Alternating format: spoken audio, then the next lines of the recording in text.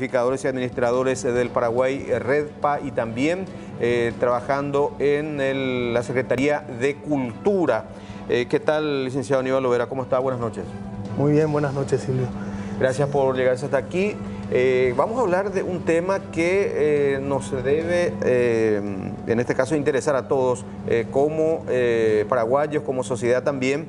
Y si uno está en alguna institución, ya sea gubernamental o también en algún sector privado, y es de interés, sin dudas, la planificación, la necesidad de promover esta cultura de la planificación en distintos estamentos. Así es, Silvio. En realidad, tenemos que definir un poquitito lo que es cultura, ¿verdad? ¿Por qué llamamos cultura a la planificación?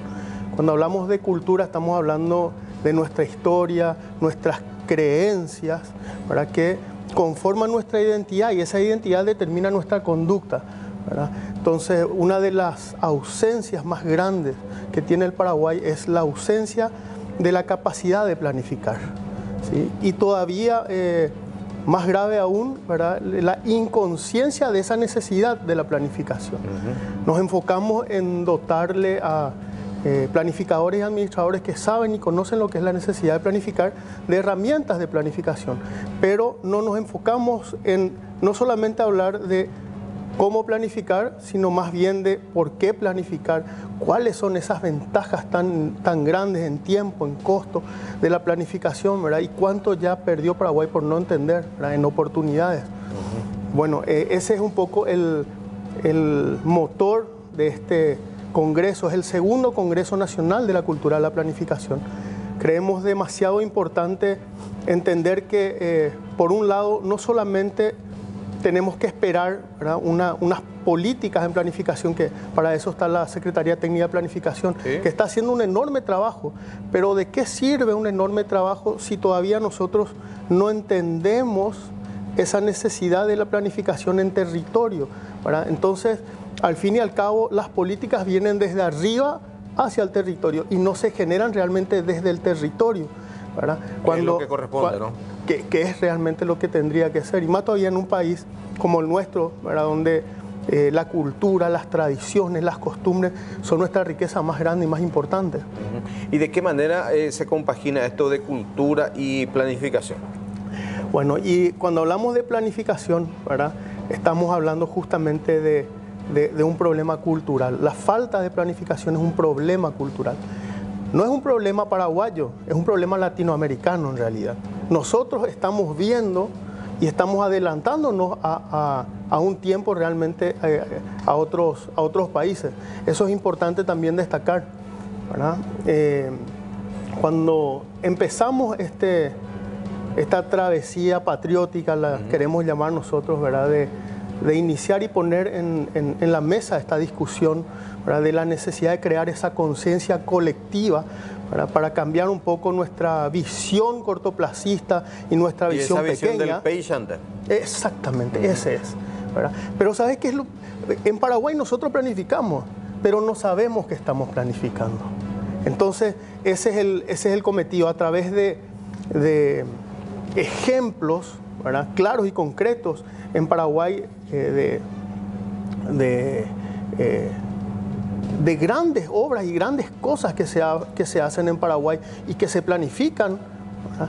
Queremos nosotros mostrarle a la ciudadanía, en este caso lo llevamos a Itapúa, ¿verdad?, esa enorme ventaja que tiene comenzar a utilizar a la planificación para el logro de los objetivos trazados, ya sean empresarialmente, ya sea desde el Estado, ya sea como ciudadanos comunes.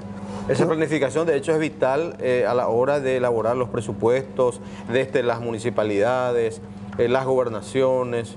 Y mira, se van a sentir identificados conmigo seguramente muchos administradores y planificadores con lo que voy a contar rápidamente. ¿Qué es lo que pasa hoy? Uno llega al frente de una entidad, no importa la capacidad que tengas, no importa la preparación académica, no importa realmente qué tan preparado estés para ese cargo. Lo que encontramos son hermosos proyectos debajo del brazo de directores, ¿verdad?, que probablemente no tengan ni siquiera un financiamiento claro. Entonces, ¿qué es lo que queda o qué es lo que resta? ¿Verdad? Parar la pelota y decir, no, vamos a ver qué es lo que hay acá. Una vez que vemos realizable el proyecto. Exacto, los proyectos. Entonces se empieza de cero, que es lo que siempre decimos, empieza de ser un gobierno nuevo, empieza de cero. Y en realidad es porque no hay una visión clara de proyectos y programas que sean realizables y que uno pueda verificar resultados en el largo plazo, ¿verdad? Eso por un lado. Por otro lado, los que hacen los programas preparan un hermoso proyecto, envían a planificación. Planificación tiene que meter dentro de un cuadro lógico, dentro de un marco de planificación, enviar a Administración y Finanzas. Administración y Finanzas, ¡ay, qué lindo esto! Pero para la mitad tenemos el dinero, ¿verdad? Tiene que, en un tiempo récord, en un tiempo récord, tiene que hacer la tijera y meter dentro de otro marco lógico, enviar a la STP, porque si no llega a tiempo no se puede cobrar salario, ¿verdad? Porque convengamos que hoy hay por decreto, por ejecutivo, una obligatoriedad, ¿verdad?, de que exista una coherencia, que vaya en conjunto la planificación y la administración, ¿verdad?, el presupuesto con la planificación. Pero en realidad, si no tenemos esa cultura de la planificación, en la realidad es imposible que se dé. Entonces, este tema es un tema que realmente no solamente tenemos que ponerlo en la mesa por tener mejores resultados, sino tenemos que mirar, ¿verdad?, situaciones y hechos que se van a ir aconteciendo. Recordemos que tenemos la firma de Itaipú de aquí a 5 años. Por ejemplo. Si nosotros no estamos preparados y empezamos a planificar cómo utilizar eso que está llegando, nos va a pasar probablemente lo que pasó años atrás. Y te recordarás que con la firma de Itaipú, nosotros, ¿qué hicimos? Nació Camboriú, nació Punta del Este. ¿Por qué? Porque no estábamos preparados. Estábamos... si yo te digo a vos que vas a ganar, que ganás 10 millones de guaraníes hoy, mañana te digo que ganás 100 millones de guaraníes, todavía vas a entender y vas a poder razonar el número. Si te digo, pasás a ganar $1 millón por mes, se te perdió el número si es que vos no tenés... Me convierto en un Darío Mesa. Al lado. Si no tenés una planificación. Claro. Bueno, y como Estado, como gobierno, tenemos que estar preparados, tenemos que empezar a prepararnos para eso.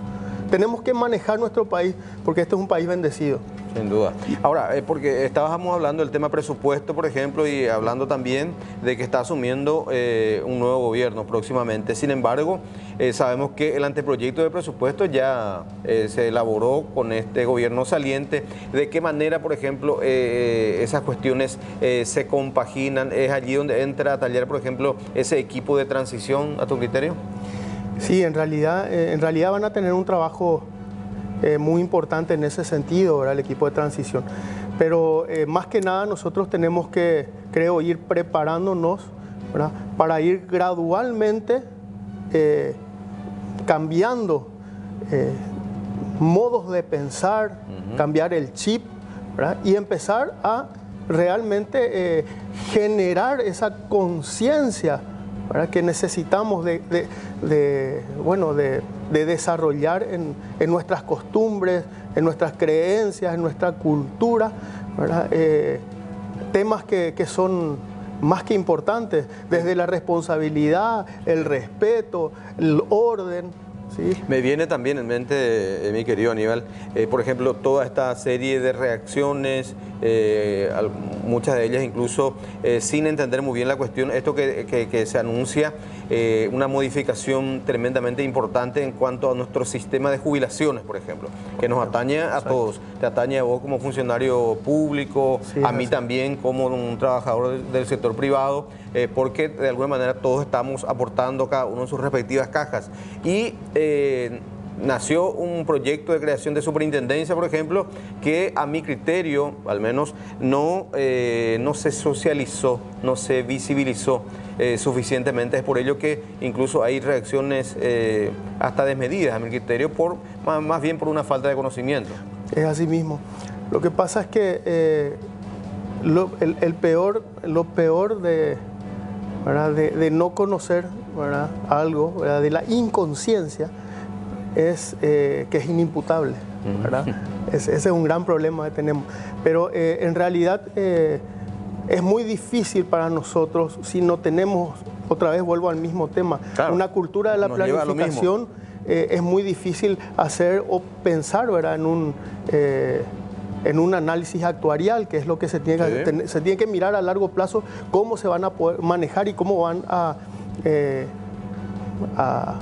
ser utilizados esos fondos, ¿verdad? Las inversiones que hay que realizar. Claro, y como estamos acostumbrados todavía a mirar a corto plazo y a mirar pequeño, ¿verdad? Entonces es muy difícil poder visualizar la importancia de tener órganos de control, por ejemplo, de ese tipo.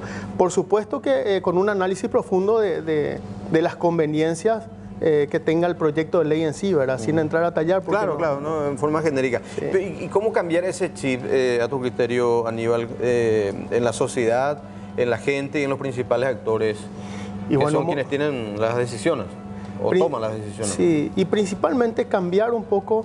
Estamos acostumbrados a hablar de cómo planificar y somos buenos en las técnicas. En Paraguay estamos a la vanguardia en las técnicas, esa es la realidad, pero no se puede hablar solamente de cómo planificar, hay que empezar a hablar con la gente de por qué planificar, de mostrar cuáles son esas ventajas en tiempo, en costo, en oportunidades que tiene la planificación,